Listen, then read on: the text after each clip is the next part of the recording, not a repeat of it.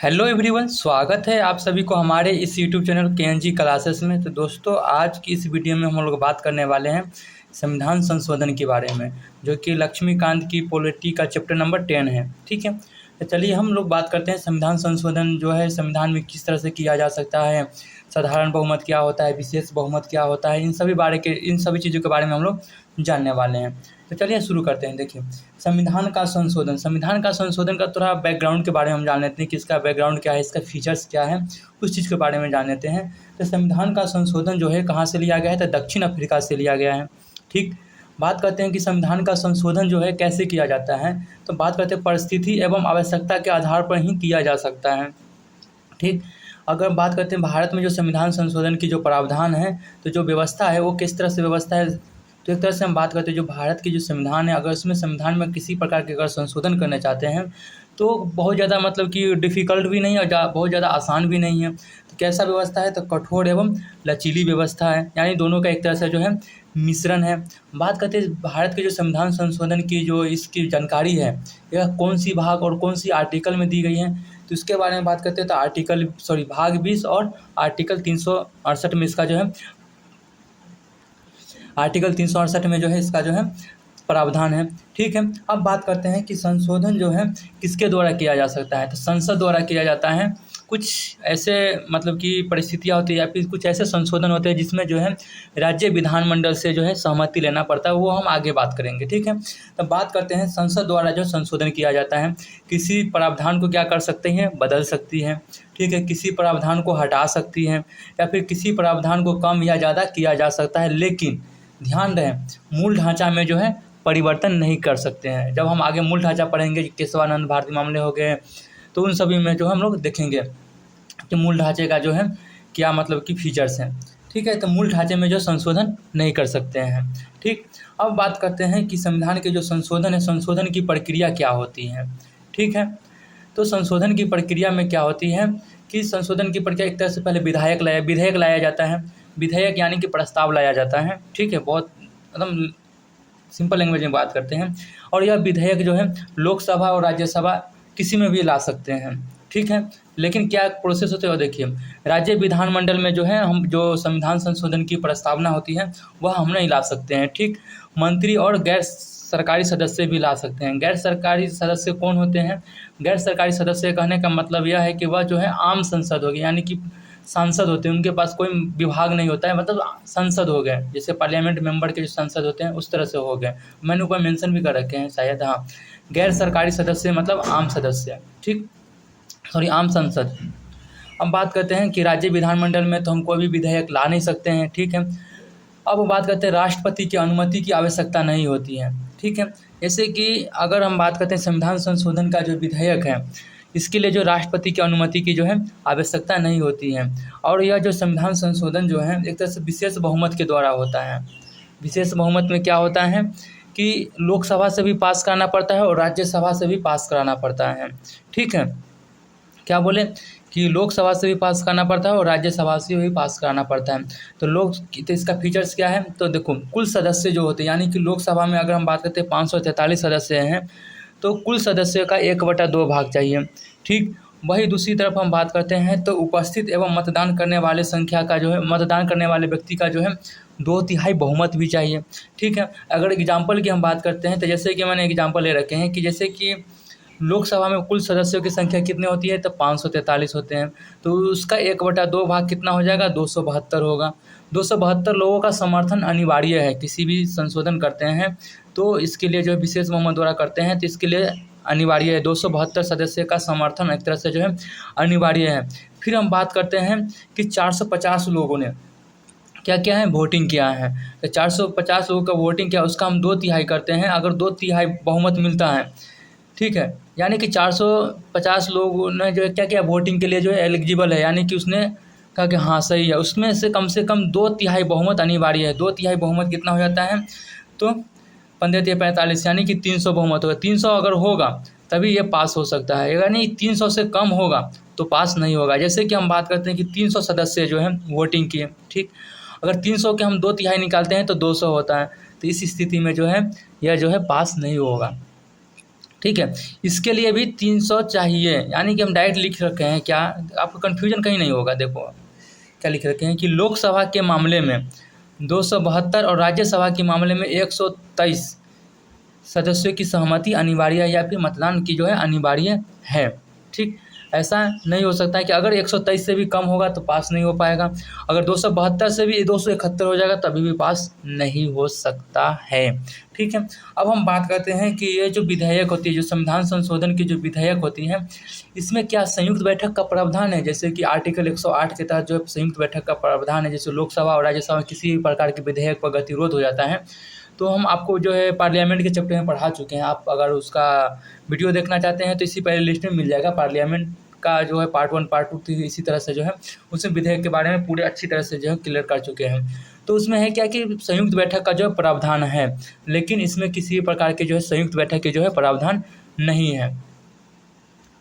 ठीक, अब हम बात करते हैं कि जो संघीय मामला वाला संशोधन में संसद के राज्य विधानमंडल से भी पास करवाना पड़ता है। यानी कि जो संघीय मामला वाला होता है, संघीय मामला क्या होता है, आप हमें जो है कमेंट करके बता सकते हैं कि संघीय मामला में क्या क्या होता है, यानी कि केंद्र और राज्य के बीच में क्या होता है।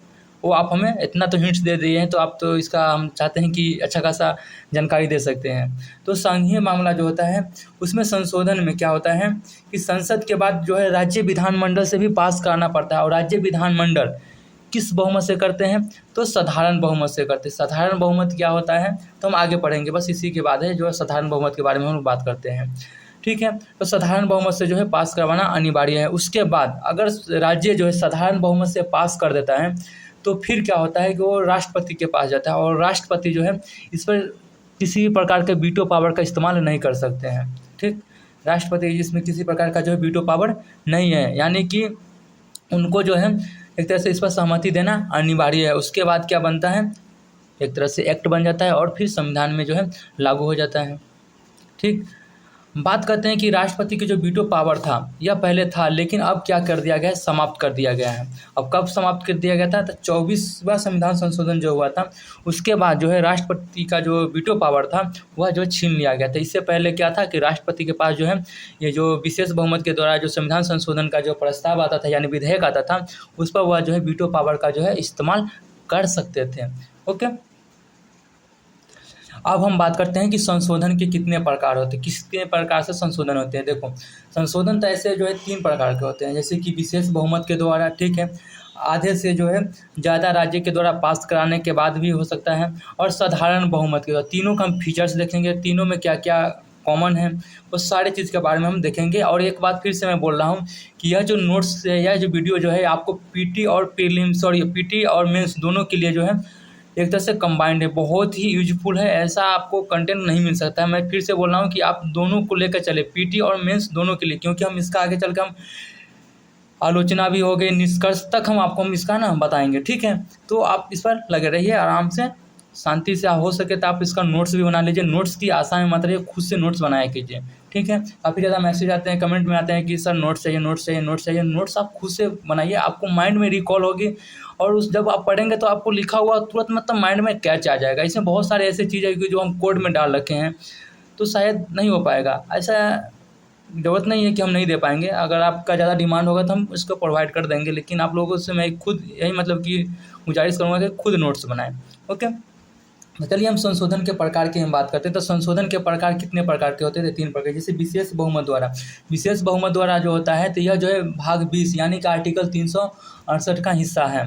ठीक है भाई, दूसरी तरफ हम बात करते हैं आधे से ज़्यादा राज्य से पास करा कर जो है कोई भी अगर संशोधन करते हैं तो ये भी जो है भाग 20 का हिस्सा है, और यह जो है आर्टिकल 368 के अंतर्गत जो है आता है।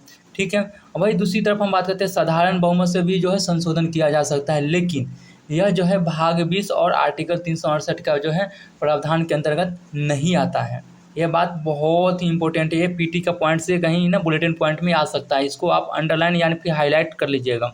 ओके, अब हम बात करते हैं कि विशेष बहुमत के द्वारा हम किस किस चीज़ों में हम कर सकते हैं। तो जैसे कि मूल अधिकार हो गए, राज्य के नीति निर्देशक तत्व हो गए, डीपीएसपी हो गए, इसको हम कोड वर्ड में हम डाल रखे हैं, लेकिन आपको हम पूरा फुल डिटेल्स में बता सकते हैं। ठीक है भाई, हम बात करते हैं कि आधे से जो है ज़्यादा राज्य से पास करा कर भी हम क्या कर सकते हैं, संविधान में जो संशोधन कर सकते हैं। जैसे कि हम बात करते हैं सिंपल सी, जो कौन ऐसे विधायक है या फिर कौन ऐसे प्रस्ताव हैं जो कि हमें आधे से जो है ज़्यादा जो है राज्य से हमें पास करवाना अनिवार्य है। तो एक सिंपल सी एक कॉमन लगा लीजिए कि जो संघीय ढांचा वाला मामला हो, उसको हम मान सकते हैं कि इसको जो है राज्य के साथ जो है हम क्या कर सकते हैं, पास करवाना अनिवार्य है। और संघीय ढांचे क्या क्या विशेषता होता है, आपसे पहले ही पूछ चुके हैं कि कमेंट में आप बता दीजिए। और फिर से हम बोलते हैं कि इसको बता दीजिए, अगर जानकारी नहीं है तो आप वो भी बता दीजिए, फिर हम नेक्स्ट वीडियो में इसको हम क्लियर कर देंगे। और नहीं तो आपको तो मिल ही जाएगा। कहाँ मिल जाएगा मैं बताऊँ, जब आप यूनियन टेरेटरी पढ़ोगे ना आप, तो उसमें आपको इसको हम पूरा क्लियर कर देंगे। ठीक है, तो आप यूनियन टेरेटरी में पूरा बता देंगे कि क्या होता है। ठीक, तो तब तक आपको जानकारी के लिए थोड़ा बहुत काम करना पड़ेगा। ठीक है, तो चलिए बात क्या करते हैं कि इसमें जो आधे से जो है राज्य से जो है पूछना अनिवार्य है या फिर सहमति लेना अनिवार्य है। तो इसमें बात करते हैं कि जो हमें जैसे कि मानते हैं कि हमारे देश में 28 राज्य हैं। ठीक है, और 28 राज्य है तो क्या सभी 28 राज्य से पूछना अनिवार्य है? तो ऐसा जी नहीं, ऐसा ज़रूरत नहीं है। अगर जैसे कि हम शुरू में चलते हैं, अगर 15 राज्य हैं यानी 14 आधे से अधिक हैं, तो 15 राज्य अगर कोई सहमति दे दिया तो बाकी राज्य से हमें पूछने की जो है ज़रूरत नहीं है। लेकिन एक इसमें क्या कंडीशन है कि कोई भी राज्य से जो है अगर हम विधेयक पर अगर सहमति लेना चाहते हैं, अगर विचार लेना चाहते हैं राज्य से, तो कोई समय सीमा का जो है निर्धारण नहीं किया गया है। यही बहुत बड़ा जो है एक तरह से जो आलोचना की पॉइंट बन जाता है, जो कि हम आगे बताएंगे भी। ओके, अब हम बात करते हैं कि कौन ऐसे ऐसे प्रावधान हैं जो कि साधारण बहुमत से जो है लाया जा सकता है, विशेष बहुमत से भी लाया जा सकता है। तो उसके बारे में हम लोग देखेंगे। जैसे साधारण बहुमत से जो अगर पास करना होता है तो कौन ऐसा विधेयक है जो कि हम देखते हैं। तो देखो, पहला नंबर साधारण विधेयक वाला जो विधेयक होते हैं जो आर्टिकल 368 के अंतर्गत तो नहीं आते हैं। वही भाग 20 का जो है नहीं हो, मतलब कि यह जो हिस्सा नहीं है। लेकिन अगर इसमें किसी भी प्रकार के गतिरोध होता है तो इसमें जो है संयुक्त बैठक का जो है एक तरह से जो है प्रावधान है। क्या है? संयुक्त बैठक का जो है प्रावधान है, बैठक बुलाया जा सकता है, लेकिन इसमें जो है नहीं है। ठीक, अब हम बात करते हैं कि साधारण बहुमत से कैसे होता है। तो देखो, इसमें क्या होता है कि उपस्थित जो होते हैं उनसे जो आधे से अधिक द्वारा जो है साधारण बहुमत जो है किया जा सकता है। ठीक है, तो आधे से अधिक जो कौन कौन हो सकते हैं, तो उपस्थित एवं मतदान करने वाले व्यक्ति जो है आधे से अधिक के अगर वह सहमत है तो एक तरह से जो है साधारण बहुमत हो सकता है। और यह जो है किस किस में हो सकता है, हम साधारण बहुमत के द्वारा हम क्या क्या चीज़ में जो है हम कर सकते हैं। तो देखो, संसद के सदस्य के जो वेतन भत्ता होता है उसमें हम कर सकते हैं। ठीक है, संसद में जो है प्रक्रिया नियम होता है, ठीक है, उसमें भी कर सकते हैं। बात करते हैं संसद के सदस्य एवं विशेषाधिकार में किसी भी प्रकार का अगर परिवर्तन करना हो तो उसमें भी हम कर सकते हैं। ठीक, वही इधर हम बात करते हैं कि नए राज्यों का निर्माण करना हो या फिर किसी प्रकार की जो है उसके क्षेत्र में, सीमा में या किसी भी प्रकार के परिवर्तन करना हो तो हम साधारण बहुमत से जो है कर सकते हैं। आर्टिकल 3, ठीक है, शुरू पहले ही चैप्टर में हम बता दिए थे और यहाँ भी आपको एक तरह से रिकॉल हो गया होगा। आर्टिकल 3 के अंतर्गत ये प्रावधान आता है। ठीक है, बात करते हैं कि विधान परिषद, जैसे कि हमें मालूम है कि बहुत सारे ऐसे राज्य में तो विधानसभा है, लेकिन कुछ ऐसे जैसे कि 6 ऐसे राज्य हैं जहाँ पर जो है विधान परिषद है। तो कोई ऐसे राज्य हो जहाँ पर अगर हम विधान परिषद को अगर लाना हो या फिर हटाने की बात करते हैं तो उसके लिए जो है हम साधारण बहुमत से पास करवा सकते हैं। ठीक है, वही दूसरी अनुसूची में अगर किसी प्रकार की अगर संशोधन की प्रावधान करना हो तो साधारण बहुमत से कर सकते हैं। ये आपको जो है पॉलिटी का बुक में दे रखा है, इसमें से कोई की पॉइंट को हमने हाईलाइट कर चुके हैं, जैसे कि हमें लग जाए कि हाँ ये जो है पीटी के पोर्शन से जो है काफ़ी ज़्यादा जो है इम्पोर्टेंट है, प्लस में मेंस के लिए भी। ठीक है, मेंस में ज़्यादा आपको ये इसमें और मेंस में आपको कॉन्सेप्ट क्लियर होनी चाहिए और तो आपको माइंड के एनालिसिस से लिखना पड़ता है। ठीक है, कोरम में भी किसी प्रकार का अगर संशोधन करना हो, जैसे कोरम क्या होता है 1/10 भाग होता है। ठीक है, एक बात और बता दीजिए, जब कोरम जो है, कोरम में किसका सबसे ज़्यादा मतलब कि कोरम का बैठक में अध्यक्षता कौन करता है। ठीक है, ये भी हम पार्लियामेंट के चैप्टर में पढ़ा चुके हैं। ठीक है, बात करते हैं अगर संसद में अंग्रेजी भाषा का प्रयोग करना हो तो साधारण बहुमत से भी कर सकते हैं। ठीक है, नागरिकता प्राप्ति और ख़त्म के बारे में जो है एक तरह से अगर बात करना हो तो साधारण बहुमत से जो है कर सकते हैं। और मैं यहाँ पर एक बात फिर से रिपीट करना चाहता हूँ कि इसके बारे में बहुत ज़्यादा मतलब कि 10-15 फीचर्स जो हैं पॉलिटी के बुक में दे रखे हैं, तो मैंने उस सारे को मेंशन यहाँ पर हम लोग नहीं किए हैं।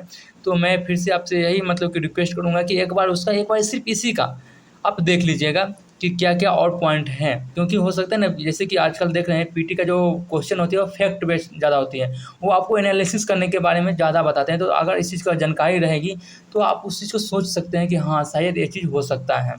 तो मैं ये नहीं बोलते हैं कि इसमें नहीं दिए हैं तो इसका मतलब ख़त्म हो गया, नहीं, आप उसमें से 10-5 पॉइंट और होंगे जो कि आप देख लीजिएगा। ठीक है, ठीक है। अब हम बात करते हैं विशेष बहुमत।